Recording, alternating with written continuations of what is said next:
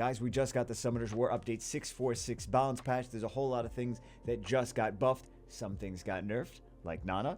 I don't think she really got even nerfed that much, but a handful of things got buffed. People are using them in RTA right now. People are playing around with them to see if they are much better, significantly better than they used to be.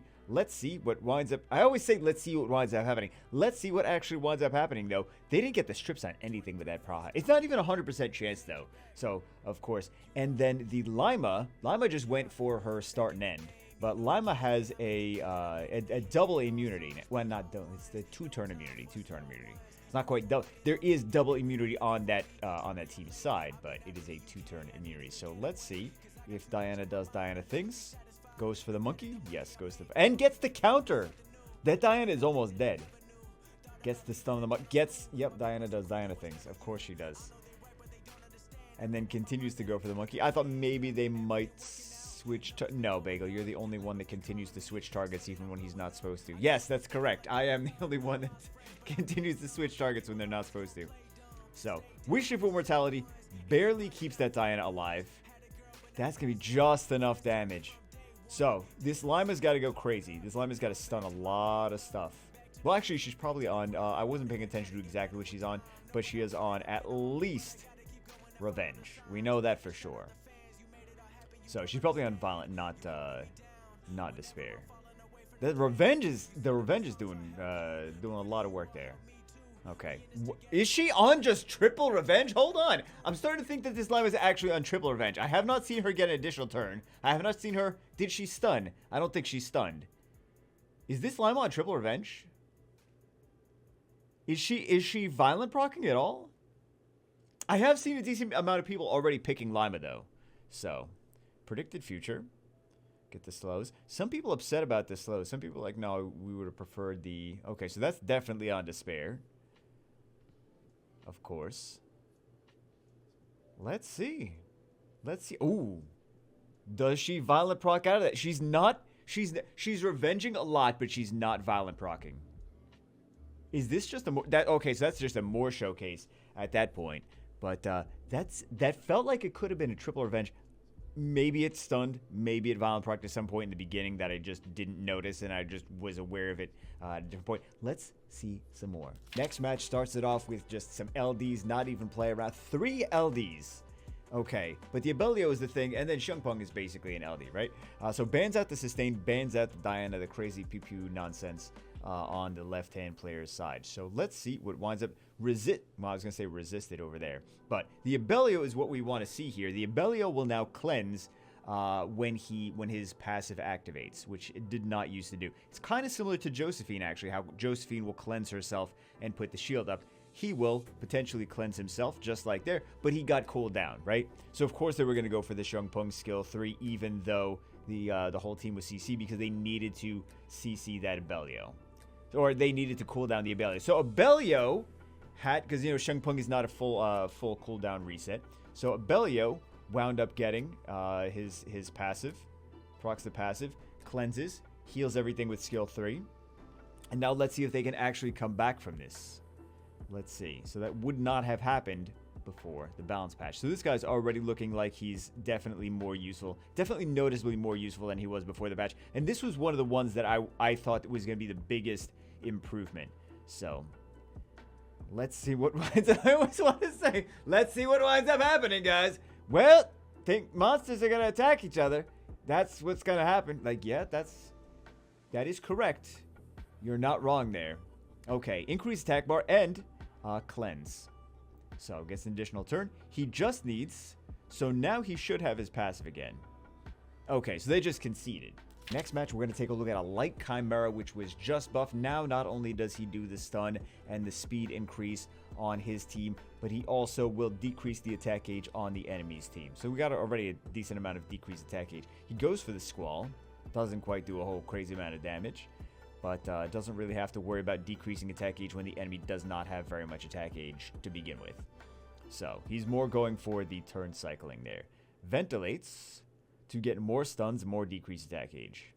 Double bombs, and it detonates. Ooh, and she didn't die there, though. She didn't die. So, let's see. He really needed the CC on the Riley. Let's see if Riley can make a comeback here. with her sustain.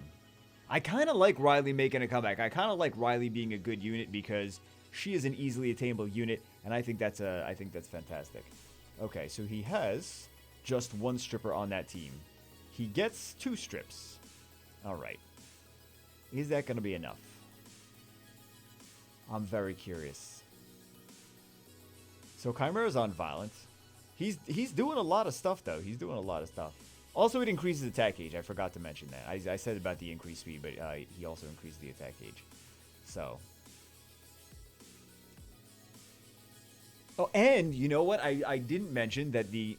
so Ciara's just doing Ciara things. There's enough attack gauge increase and attack and turn denial on that team that they're getting a large turn advantage. Which, you know, that's one of the things in RTA is if you can get a large turn advantage in a turn-based game, then GG. But also the Light Chimera got a buff on skill 1. It does more damage when the enemy's HP is lower. So we see that this is already seems like it's been a pretty decent buff. This match, we're taking a look at a recently buffed Rakan here at the very end. It's interesting that they pick the Nephthys and the Juno together. Juno's a counter to Nephthys, so a lot of times you'll see that, not necessarily that, but you'll see the unit being picked with his counter, like for example Antari's Diana or a Heigang and Gianna. You don't quite see so many Leo and Barbaras picked together, though. I wonder why. But well, I mean, you don't want it to nerf its own. You don't want it to nerf its own team. So this is an interesting bruiser comp. We really haven't seen Rakan do anything yet. Let's see Rakan do. Okay, does some damage. Gets a violent proc. This is not necessarily a Rakan spotlight, but I was interested to see. But you guys might be interested in the match regardless. So, not quite a Rakan spotlight, just an interesting bruise kind of turn to bruiser team. So, she doesn't have skill. Yeah, she didn't have it. Interesting. Okay, that's not a team that you see every day. So I want to say I wasn't expecting to see this today. However, it's Elsharion, and he was just recently buffed in this patch like an hour ago, 2 hours ago, whatever. So of course I was expecting to see the units that just got buffed. I wasn't expecting to see this specific team, but it does make sense. It does make sense where he's picking it. He's picking the Elsharion into Diana, Riley, Wusa, all things that buff the enemies. All things that buff the enemies. And to be honest, I thought Elsharion was an underrated unit before already. I've mentioned it a few times, actually, that, and now he's even better. He gets 5%, not 5%. He gets 5, I'm getting ahead of myself, guys. He gets 5 more speed for every buff on his team. He also gets 30% more attack power for every buff on him, which is not a new thing. The extra attack power is not a new thing, but the extra speed is a new thing. So he's kind of similar. He's kind of similar in that regard to the Miles the Water Surfer. So let's see the Triple Crush. He gets the attack power buff, which also steals the attack power buff from the Jaeger, which could have killed the Ciara there. So just the fact that Elsharion, I feel, could have been used, and I actually did use him a little bit. Was it this season or last season? I did use him a little bit against things that are buff heavy, like again Wusa and Riley have been used pretty regularly in this season, so I feel like he was already a decent unit in that regard, but now he's just a little bit better with that extra speed that he gets from his passive. I so badly want to see a Cleave right now. I really hope that they don't ban the Alicia. Will they ban the Alicia? They don't ban the Alicia. Okay, they ban the attack power buffer, so they got multiple defense breakers. Let's see if this can truly make some crazy stuff happen. I mean, they had 2 strips either way. They got the strip into a glancing. They get the defense break. They get the crumble. We're not even going to see Alicia. We're just going to see, oh, we do see Alicia. Okay. There we go. Beautiful. It was fairly straightforward. So this one I'm very interested in. This is Xiao, the Wind on Miyuji. Very curious to see how they wind up running her. They have a few different strips. She is going to be kind of a pseudo damage dealer unit with her Karma. Does a little bit of damage, and then they have the bomb damage. Well, I mean, everything here does a little bit of damage on the Chinese player side. So let's see what winds up happening. That's always the answer. Is let's see what really the suppression on that. I wouldn't have done that. I would have gone the other way. I mean, again, I'm not playing. I'm just backseat gaming. So really, do I have any place to judge? But I would not have gone for the suppression on the Dark Paladin. I would have gone for the suppression on the Mage, which would have forced the Mage to maybe not do that skill 2. I would have gone a different way. What would you guys have done? Would you guys have you guys like we wouldn't have brought the win on Muji in the first place? That's what we would have done, and we would have won. G3 versus G3, not messing around. Let's see, they're picking Rakan. That's the unit that we're seeing right now. So bans the Nana, bans the Gianna. Let's see what kind of crazy stuff happens. Always let's see. The typical bagel answer. Let's see what happens. Let's see what's gonna go on. All right, didn't want to risk the ragdoll cutting in. That's why they didn't go for the AoE. So it's interesting to see how often Riley gets picked now. I mean, not now, how often Riley gets picked, just since she got her, since she's been introduced to the game. So it's a 2-turn provoke. That's the difference between now and before is a 2-turn provoke. And also, Rakan, very strong against Shungpung in general. You know, element advantage, and then anytime, you know, Shungpung's going to just do his AoEs regardless. He's got a skill 2 AoE, he's got a skill 3 AoE. Both of those could trigger the Rakan passive. So, or the Rakan cooldown, the collapse. So let's see, and he cycles himself as well, especially on Violent Runes.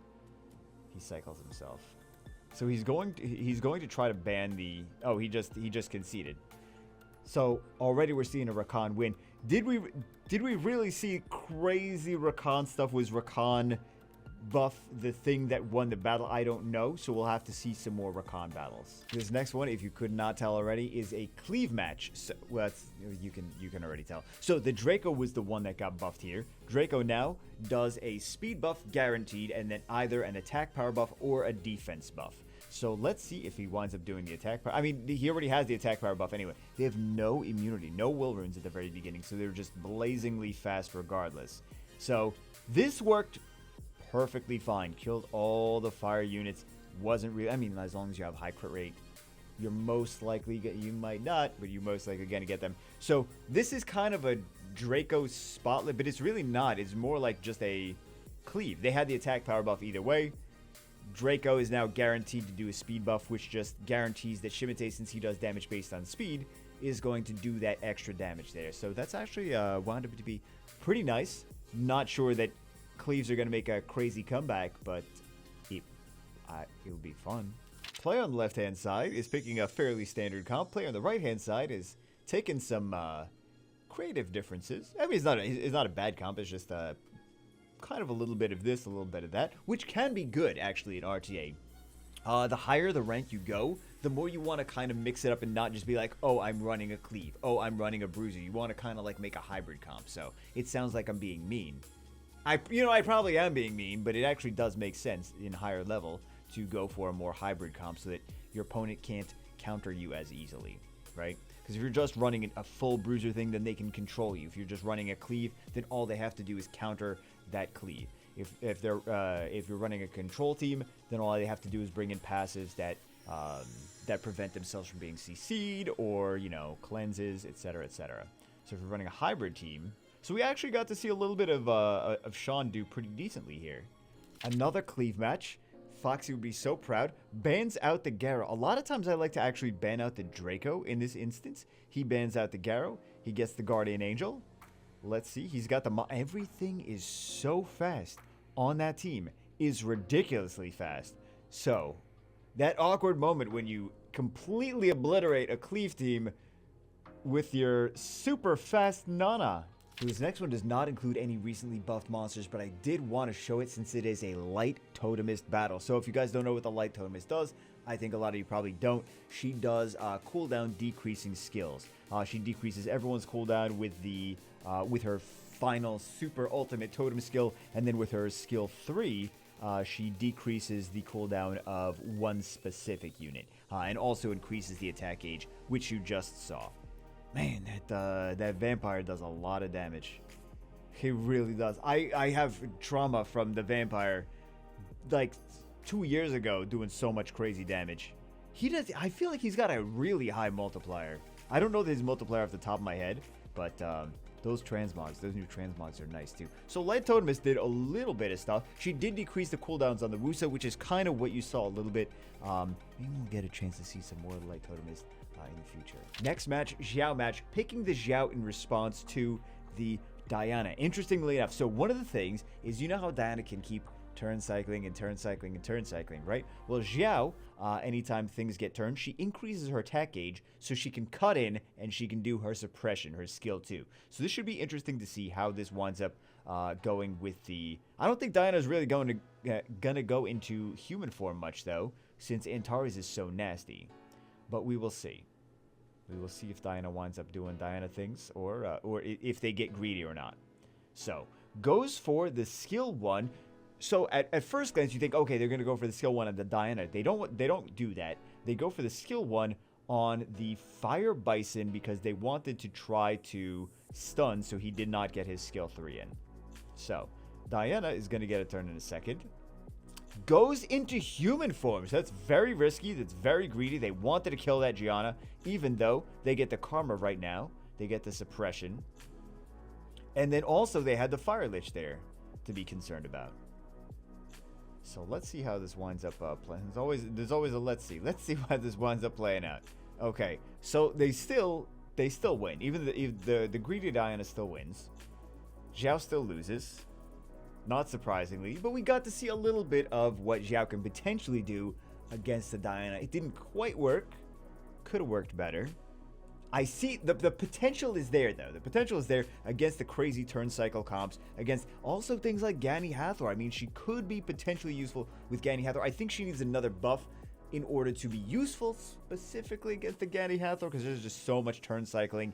But her Fire Lich, also the Amduat, the Dark Horse, a similar thing. They keep increasing their attack gauge. They're good against turn cycling, enemy crazy turn cycle comps. But the Xiao still is not quite where she needs to be, in my opinion. We didn't really see anything crazy happening with her today since the buff. I think I see where Comtuas is going with her. I think that she just needs to be tweaked a little bit more. But I see where Comtuas is going with her, and I do think that they're in the right direction with her. I think that she's just still not quite there yet. But anyway, that's it for this one. Let me know what you guys think in the comments below, and I will see you as always in the next one.